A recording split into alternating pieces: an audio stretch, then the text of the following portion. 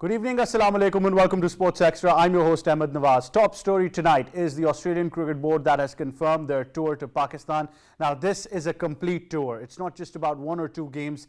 It's about 3 test matches, 3 one-day internationals and 1 T20 international. The test match series starts on the 3rd where we see these teams participating in a test match in Karachi. The good thing to mention is that I've been talking about this fact is that Australia is coming to Pakistan after a long time. If you go back in history, there have been tours that have been scheduled but haven't been able to take place and things have been haywire. But now Australia committing to a full tour, and I think the major part of it is that 3 test matches in 3 different venues is something very important to be proud of, because we want to see all of these venues getting a place there as well. So we'll be talking about this tour, and obviously as the bugs tell you as well, we'll be talking about the T20 World Cup. In the T20 World Cup, Pakistan have managed to beat Scotland in their final group game, and they have been unbeaten in the group stages. Now Pakistan, of course, mashallah I must say, evil eyes off, have been superb. Shoaib Malik getting an 18-ball half century, another man of the match award for a different Pakistani player in every game. Going into the semi-finals, Pakistan will be facing Australia in Dubai in the second semi-final. In the first one, we know that New Zealand is going to be facing England. So the semi-final lineup has been completed. But the intent of Pakistan looks clear. In about 2 games now, they've batted first and they've put on a good target and they've bowled really well as well. Good to see Shadab getting amongst the wickets as well, trying stuff that is working for him. Hassan Ali also performing. So everybody as a complete unit going into the semi-finals will be talking about this. After that, we'll be moving on to action from the English Premier League, and we've got to talk about the English Premier League, where we've seen some intense action and some disappointments as well. Manchester City, of course, have dominated Manchester United. I think I would even give a team like Newcastle the credit. If they have a match against United, they're probably going to dominate, because this is the worst form United have been even in the previous seasons. It's absolutely shameful and disappointing. If you move on, of course, Liverpool had a scare as well, where West Ham got the better of them. 3-2 was the scoreline, and obviously Klopp would be going back to the drawing table, not taking this lightly. Tottenham, with their new manager Conte coming in, had a high intensity football. 3-4-2-1 was their formation, which they went through.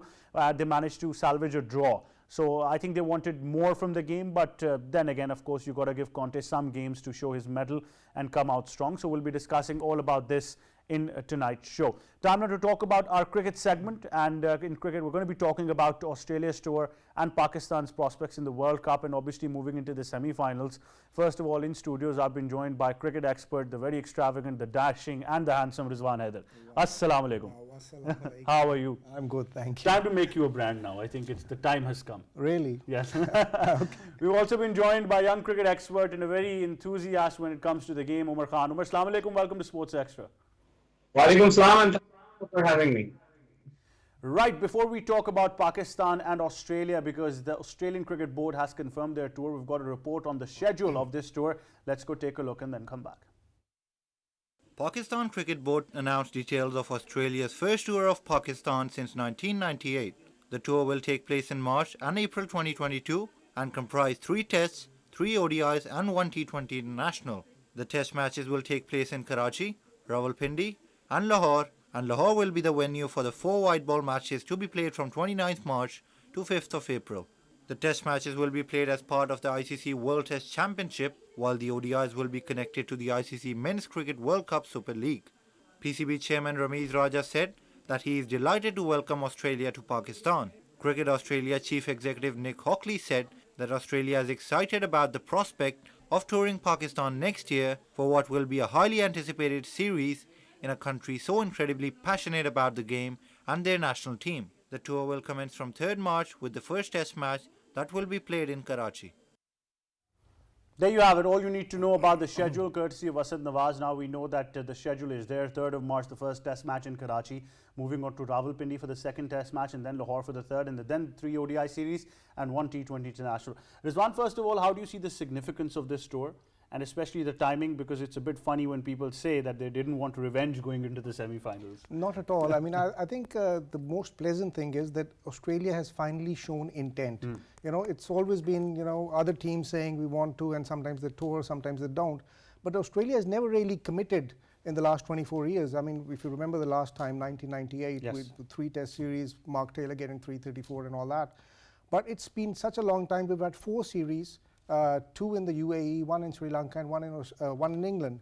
So we're really missing Australians here.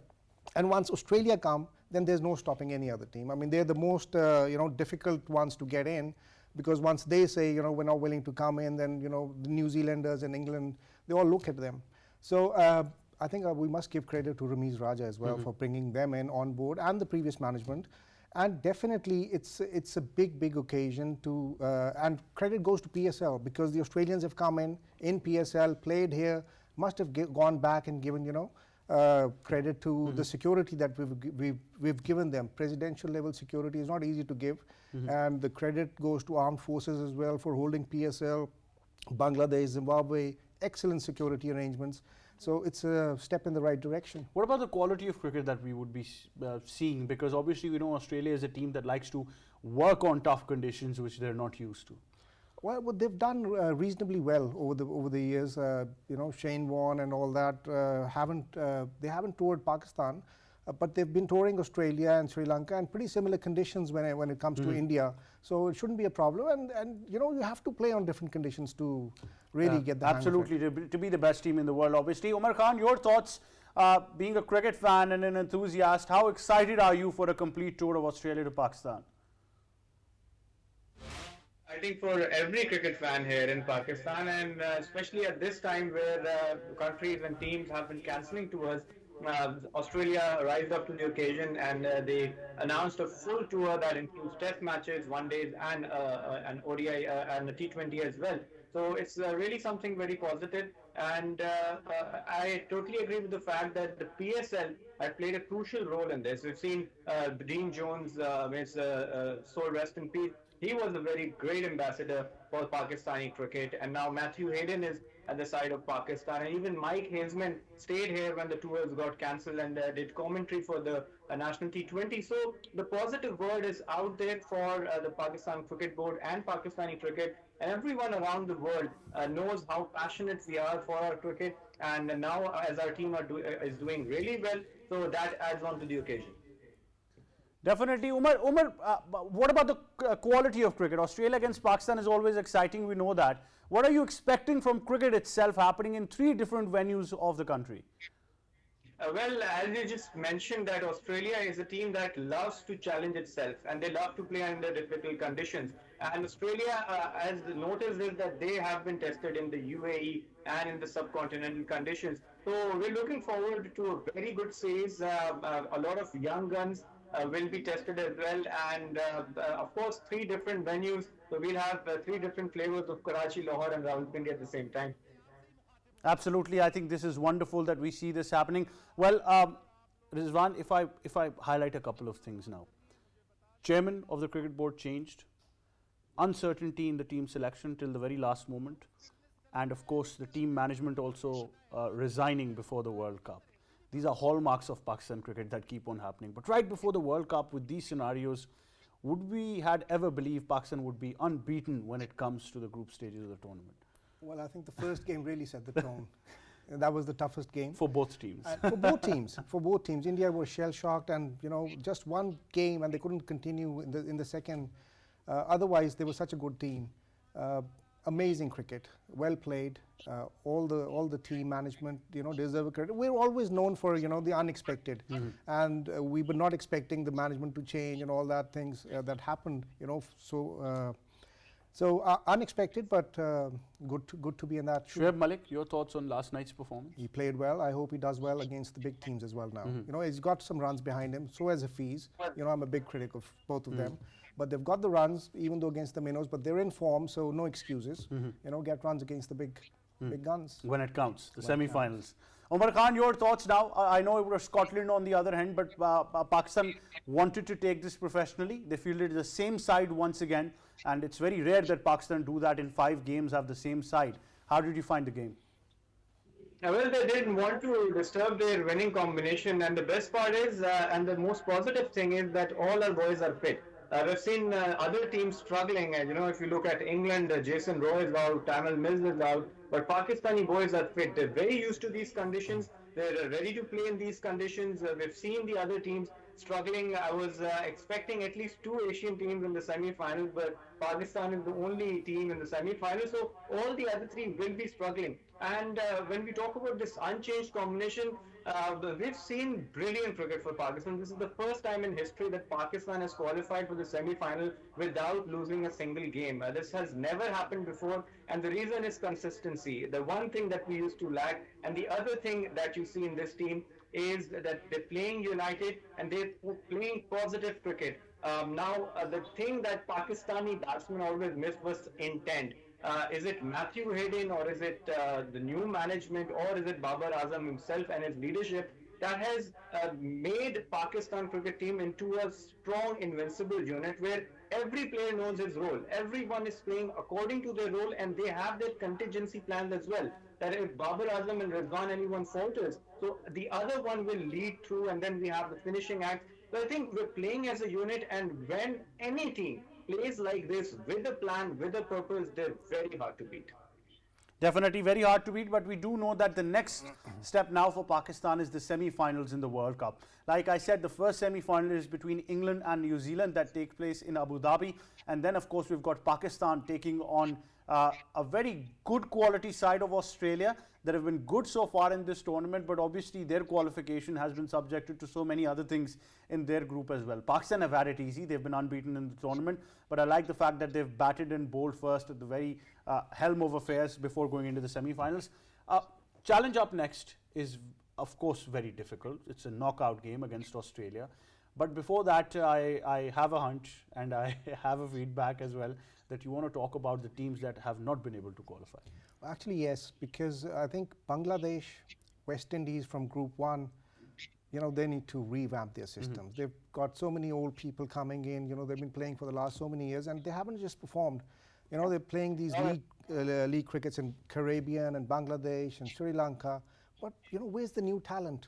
It's sad for Bangladesh, sad for West Indies, very disappointing for both of them, especially. Do you think they can take a page out of Sri Lanka's books, what they've been able to achieve? I think yes, because Sri Lanka is the only team, although they did not qualify, but they've got some young talent coming up. So that's a step in the right direction. Hopefully next year, in the next World Cup, they'll be a force to reckon with.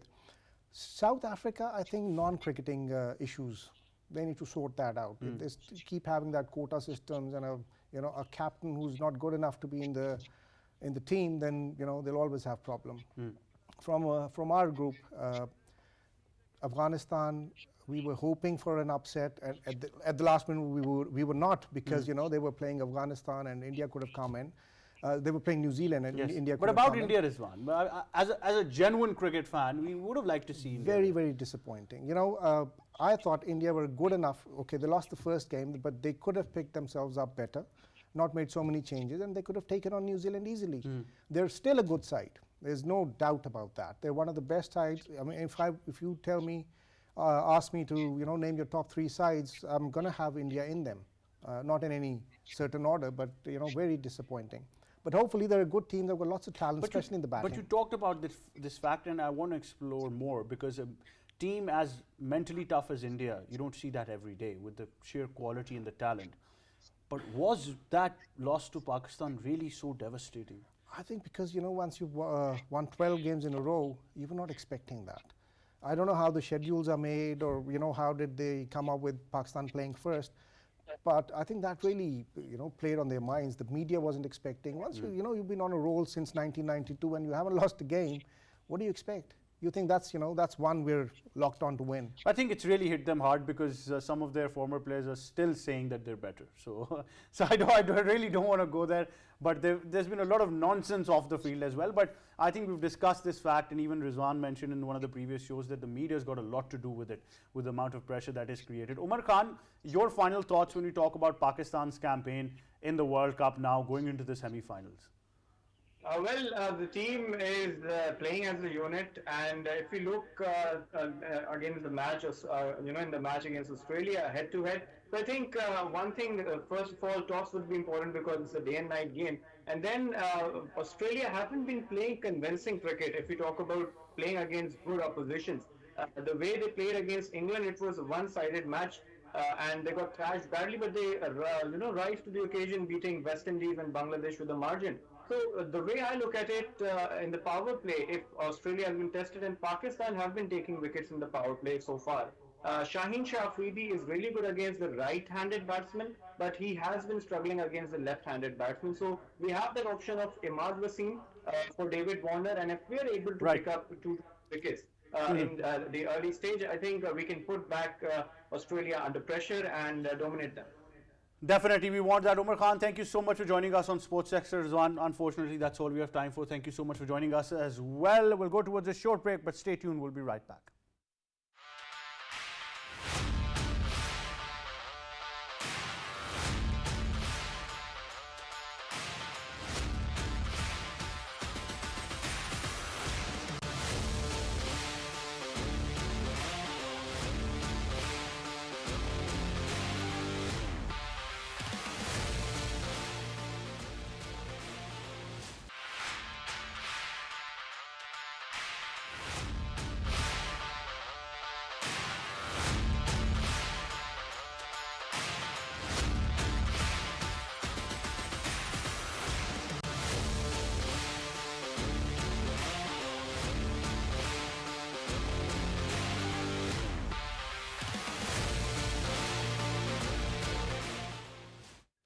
Welcome back to Sports Extra. Time now for our football segment, English Premier League in detail, and no one better to get your hands on if you want to talk about football than football youth coach and expert Sabeel Hazir. Assalamu alaikum, Sabeel. Walaikum assalam, Ahmad. For a starter in my life, I don't want to talk about United at the start, but I want to go to Tottenham first of all, and or Liverpool or any of those teams for fact. But Tottenham, because they got a new manager in and they were looking to have some high intensity 3-4-2-1, the formation they were going with.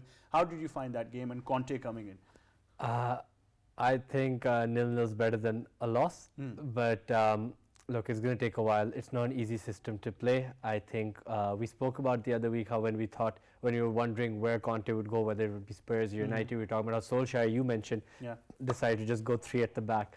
It's not as simple as just playing that formation. Instantly things get solved. It's about drilling it, training it, and getting used to it. So I think it'll take a while because, but one thing they can be certain of is Conte is a winner. He has gone everywhere and he's won Chelsea, Milan, Juventus before that. He's had a great career as a manager. So I think it'll take a little bit of time, but once the players get used to it, there are players there who can play that system very well. I think they've, especially considering they have Harry Kane and Son, so they have guys who are doing the hardest thing in football, scoring goals. It's just about making sure everybody else gets used to that system and how you cover, for example, when wing backs go forward, how the midfield drops in and covers, things like that. It'll take a bit of time. A very animated game, about 5 yellow cards, a red card there as well, both from the manager's point of view and the players themselves. I think because it was so, I don't want to call it stop-start, but obviously when there are so many fouls and there are so many decisions, it does tend to break down a little bit. But I think given the nature of the way the two teams lined up against one another, there was always going to be a battle when, like you said, all those midfield players having to go out of position to cover players in wider areas and things like that. And then when you're basically coming in from wide areas as an attacker, and then you have all that space, somebody's probably going to hack you and take you down, and you saw a lot of that happening. Well, let's talk about Liverpool, because we talked about them getting a lot of confidence and they were 2 winning ways as they were used to with Klopp. 3-2 against West Ham. How is this loss going to affect their campaign? Obviously, they're a big side, but then again, this is a loss. I think we actually spoke about this the last time. I mentioned how it seemed like in their 2-2 draw, they seemed lethargic. Van Dijk even seemed a bit lazy. They were getting back very slowly. Again, like West Ham were having attacks, and it was 3-on-2 or 4-on-3 or 5-on-4, and the Liverpool players were just not getting back quick enough. And I don't know if it is mentally maybe they're drained or physically, but look, it's one loss. Obviously right now with Chelsea dropping points, it's not as bad as if Chelsea had won.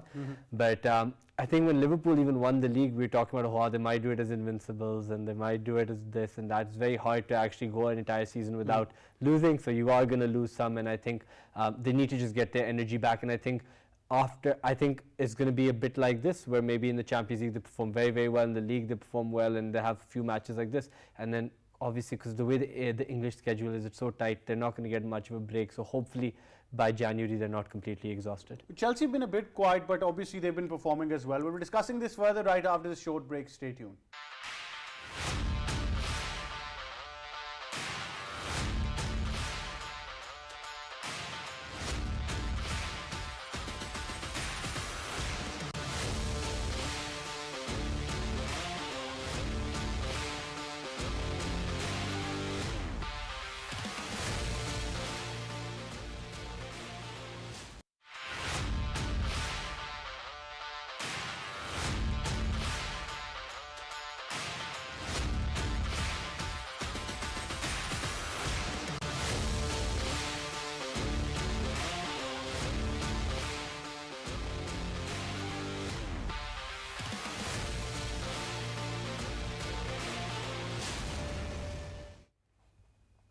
We are back once again with Sports Extra, and I'm in conversation with Sabeel Hazir. Now, Sabeel, talking about Chelsea, I was saying that they've been quiet, but they're getting the job done.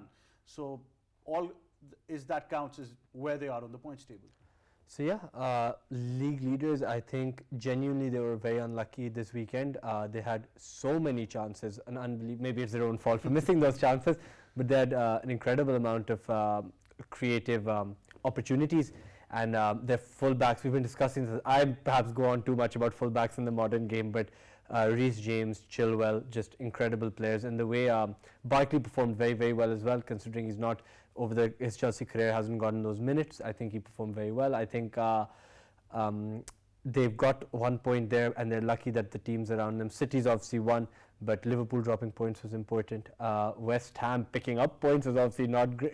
The West Ham are now obviously a top 4 team considering the way they're playing. So this season they are in that top 4 area. But I think Chelsea are all right. Even with that draw, they performed really well. They're getting the job done. Like you said, they're at the top of the table. I don't think they're going to have too many... there's not too many days where you'll miss as many chances as they missed this weekend, so they're all right. I believe not much has been said about Mendy, and I think he deserves a lot more than there is there. Definitely. I think the fact that, if I'm not mistaken, I don't think he's in the Ballon d'Or shortlist as one of the keepers, and I think that's ridiculous. Genuinely is ridiculous. He is definitely one of the best keepers in the world right now. I think he has changed, because look, Kepa, the issue with Kepa is a similar thing with Maguire. The money he came in for was just too much, and you're never going to justify that price tag. Kepa's not as terrible as all the memes make him out to be, but he's not that world-class top-level keeper, and I think bringing Mendy in was massive to it. I think especially with Tuchel's systems and the way that he does prize clean sheets so much, and low-scoring games on his end, at least defensively, and Mendy's a big part of that happening. Manchester United. I think fate has it that we've got to talk. Well, I knew City was a better side, and after the annihilation from Liverpool, I knew this was coming, but the way it has happened has left a very grey patch in even, I think, Solskjaer's mind right now. I think, look, considering how much City dominated them and how few actual chances United had, I don't even know if they shot more than maybe a couple of times from inside the box. 2-0 was not too bad. Not too bad, but it started off in the worst way with our own goals. I think that's why people were praising it here. They said it could have been worse. Could have been far worse. And I think City, they didn't really move out of second gear. They were really comfortable in possession. They fouled United a lot, because that is also, people don't realize how important tactical fouls are to Guardiola's teams. But his teams do that a lot, so they're bringing United players down, disrupting the smallest bit of momentum they would get, and they had like 65% plus We've been discussing this on and on, like you've mentioned as well. I have seconded the thought that he's going to stay there for the season as a manager only. Yeah. But you've got to realize that the fans are losing confidence right now. They've still not gotten away from the trauma of the Glazers. And now coming to this, it's probably going to go worse. And then, of course, a future of a player like Ronaldo is even at stake at this club right now. Look, Ronaldo, as incredible as his longevity is and how long he's been playing at this level, he's only got a few more years where he can perform, and I don't think he'll want to waste any time here if he doesn't see a future. I think United fans will obviously want him to stay because he's delivering and the manager is not, as well as a few other players. Probably will stay till the end of the season. We could be wrong, because look, he's had 3 really tough games right now. He's seen them out, at Atlanta, Spurs and City, and he's got Watford next. I think United in the league, they can build some momentum there, but then they've got 3 tough games again, including I think Chelsea and Arsenal in the league. So look, I don't really see any till the new year. I don't really see United doing much, to be honest. I think it'll be like this, where they're struggling against teams they shouldn't be. Nick a point, nick a goal, Ronaldo saves them here, Ronaldo saves them there, and by January Ronaldo actually looks his age because he's just so Would you like to say finally anything about West Ham, because they're looking a lot better than any other team? Oh, incredible. David Moyes, all credit to him. I think I felt this at the time he came to United. This is the kind of club he should have gone to. This is the kind of club where he can flourish, without that weight of expectation that comes from managing a club like Manchester United, and without all the big name transfers that happen just for the sake of selling t-shirts. So he's built a great unit. I think they're top of the European group, undefeated. They're third in the league, so they're in a top 4 place. And the only issue for them is they don't have the squad depth, so if they go far in Europe, I think they'll drop out of those places. But if they can manage, I think top 6 is a very realistic goal for them, and all credit to them. And the way they beat Liverpool as well really exploited the I think maybe, like I said, Liverpool's lack of energy. Yeah, definitely. Sabeel, thank you so much Thank for you very joining much, us. That's Ahmad. all we have time for. Now, before we leave and we say goodbye, we've got our segment that is the news in brief. Pinktober 5K run was held at F9 Park in Islamabad to raise awareness about breast cancer and save lives through early detection. A large number of participants gathered at F9 Park Islamabad in the morning. The event started with a brief session about breast cancer awareness by the doctors. After that, the 5-kilometer race began, which was followed by a Pinktober fun run for children under the age of 14. The races had separate male and female category with cash prizes for the winners of the first 3 positions. The event concluded with a prize ceremony and a small session about the importance of early detection of breast cancer. The female doctors guided the audience on conducting a self-examination using a presentation. Talking to PTV World, participants shared their positive views about the initiative, considering the importance of breast cancer awareness among women. I think we need to have such more events to raise awareness about breast cancer, as many people, despite knowing about breast cancer awareness, are shy to talk about it and still consider taboo in Pakistan. Breast cancer is rapidly gaining momentum in Pakistan, and it is often undiagnosed, and the statistics indicate that 1 out of 6 women are likely to suffer from it. There you have it. A great cause and definitely needs much more mileage than there is there. But obviously things are improving with each passing day and with time as well. That's all we have time for. From me and the entire team of Sports Extra, it's goodbye for now.